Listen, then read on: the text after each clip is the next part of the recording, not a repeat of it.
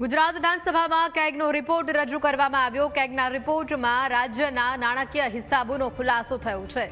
ગુજરાતનું જાહેર દેવું 3.80 લાખ કરોડ હોવાનો ખુલાસો છે। ગત વર્ષ કરતાં જાહેર દેવામાં 22,000 કરોડનો વધારો થયો છે।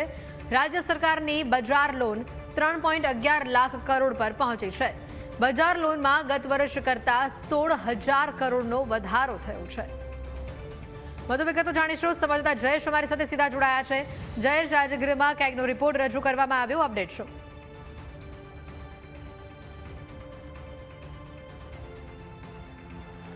ચોક્કસથી હેતવી ગુજરાત સરકારનું જે બજેટ સત્ર ચાલી રહ્યું છે તેનો આજે અંતિમ અને 25મો દિવસ છે ને અંતિમ દિવસે છે તે સીએજીનો રિપોર્ટ ગૃહમાં રજૂ કરવામાં આવ્યો છે। નાણામંત્રી કનુ દેસાઈ દ્વારા વર્ષ 2024-25નો જે કેગનો અહેવાલ છે તે રજૂ કરવામાં આવ્યો છે ને તેમાં ગુજરાતની જે નાણાકીય સ્થિતિ છે તેને સ્પષ્ટ રીતે દર્શાવવામાં આવી છે ને જે ગુજરાતનું જાહેર દેવું છે તેમાં વધારો છે તે જોવા મળી રહ્યો છે। અંદાજિત 22,000 કરોડનો વધારો છે તે જોવા મળી રહ્યો છે। કેગના અહેવાલની વાત કરવામાં આવે તો જે ગુજરાતનું જાહેર દેવું છે તે 3.80 લાખ કરોડ હોવાનું કેગના રિપોર્ટમાં ઉલ્લેખવામાં આવ્યું છે અને તેની સાથે ગત વર્ષ કરતાં જાહેર દેવામાં 22,000 કરોડ રૂપિયાનો વધારો છે તે બતાવવામાં આવ્યો છે। ઉપરાંત રાજ્ય સરકારની જે બજાર લોન છે તેની કિંમત 3.11 લાખ કરોડ છે તે જાહેર કરવામાં આવી છે અને એ વાત પણ સામે આવી છે કે ગત વર્ષ કરતાં 16,000 કરોડનું વધુ જાહેર દેવું છે તે આ રિપોર્ટમાં દર્શાવવામાં આવ્યું છે। કુલ 1,000 વધુ પેજથીનો આ સીએજીનો રિપોર્ટ છે